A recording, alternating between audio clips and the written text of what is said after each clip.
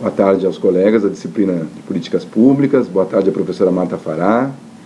Eu vim contribuir para a discussão, contando a experiência da elaboração de indicadores em Osasco, município que compõe a região metropolitana de São Paulo. Antes de entrar na experiência propriamente dita, eu gostaria de mencionar que o uso de indicadores aplicado à política pública se intensificou a partir do segundo pós-guerra, né, principalmente com a montagem do welfare state, a ampliação do papel do Estado. As décadas de 60 e 70 também viram impulsionado o uso de indicadores, principalmente estimulados pelos organismos internacionais, então a ONU, a Unesco, a OIT. No Brasil, o grande marco foi a Constituição de 1988, principalmente com o princípio do financiamento e da descentralização. Então, os municípios começam a ter acesso ao orçamento e, por isso, o uso de planejamento e indicadores se intensifica. Atrelado a isso, a sistemática do PPA. A reforma gerencial de 1988 gerou também mudanças no perfil do gestor público, que passa a ser menos burocrata e agora passa a ter um perfil mais gerencial, e para isso também precisa se apoiar em indicadores de desempenho. Por fim, o controle social e a disseminação da tecnologia da informação e da comunicação fizeram também com que a sociedade civil tivesse acesso e acompanhasse a política pública, e também, a partir disso, os indicadores foram mais utilizados. No que se refere estritamente à experiência de Osasco, acho que é necessário mencionar que a construção de indicadores está atrelada a um contexto de uma gestão por resultados. Isso pressupõe a necessidade de planejamento, em primeiro lugar.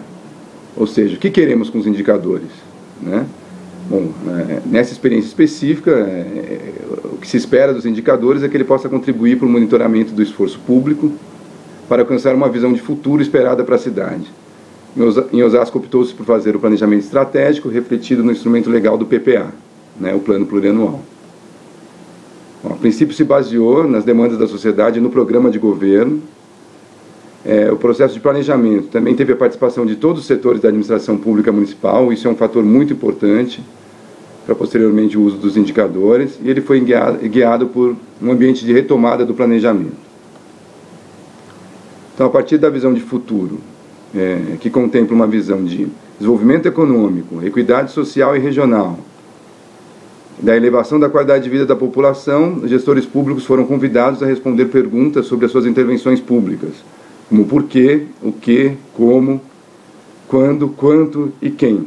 Né? Parte dessas perguntas já se constitui um ambiente de construção dos indicadores. Bom, assim foram definidos objetivos estratégicos para esse planejamento, para 11 eixos temáticos. Cada eixo temático se refere a áreas de intervenção pública, como saúde, educação, desenvolvimento econômico e por aí vai.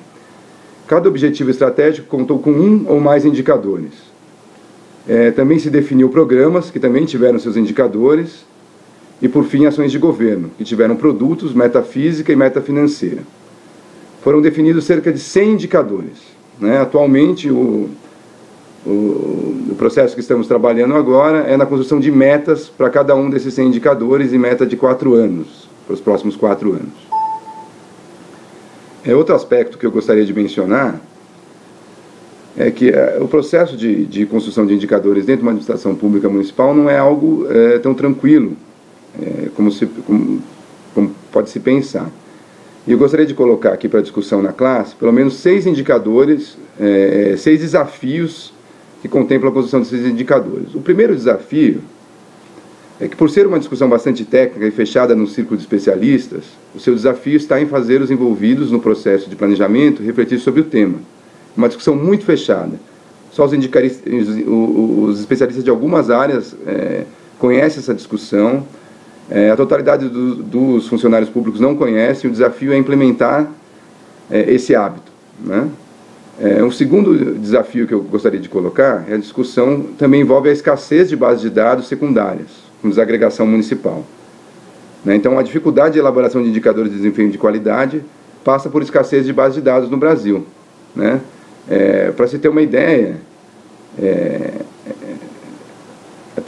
terceiro desafio que eu gostaria de mencionar, que contempla a escassez de bases de dados, é a dificuldade de periodicidade. Ou seja, se tem algumas bases de dados que são importantes para o trabalho no campo municipal, o censo demográfico é a principal base, mas ele sai de 10 em 10 anos, é uma base decenal, e isso complica também o nosso trabalho de monitoramento. Tá? O quarto desafio, nesse cenário exposto, a principal alternativa para a geração de indicadores são os registros administrativos. Então, uma vez que não se tem dados secundários colocados, os dados secundários feitos pela administração pública poderiam ser uma alternativa a isso tudo. Mas, no entanto, parcela dessas informações não são sistematizadas ou organizadas para este fim. Então, existe um trabalho preliminar de organização desses dados. Um quinto desafio é que algumas das informações não são possíveis de encontrar em bases de dados secundárias e nem nos registros administrativos. Tá? Neste caso, é necessário fazer pesquisa primária. O exemplo disso são as pesquisas de satisfação dos usuários a respeito do serviço público. E aí o município tem que investir. E essas pesquisas não são tão baratas. Então é necessário, de fato, comprometimento político, principalmente do chefe do executivo, em querer fazer essas pesquisas. E aí sim a possibilidade de analisar os serviços públicos. Né? Deu o exemplo da pesquisa de satisfação, que fica mais evidente a necessidade do município investir em pesquisa desse tipo. E por fim, finalizando essa apresentação, eu gostaria de mencionar também a necessidade de ter sistemas informatizados, unificados, que possibilitem a inserção de dados, e que seja visualizado para o conjunto de funcionários públicos, e também a necessidade de, dentro de cada secretaria, que se tenha um conjunto de funcionários especializados em garantir a coleta sistematizada dessas informações e possibilitar o trabalho.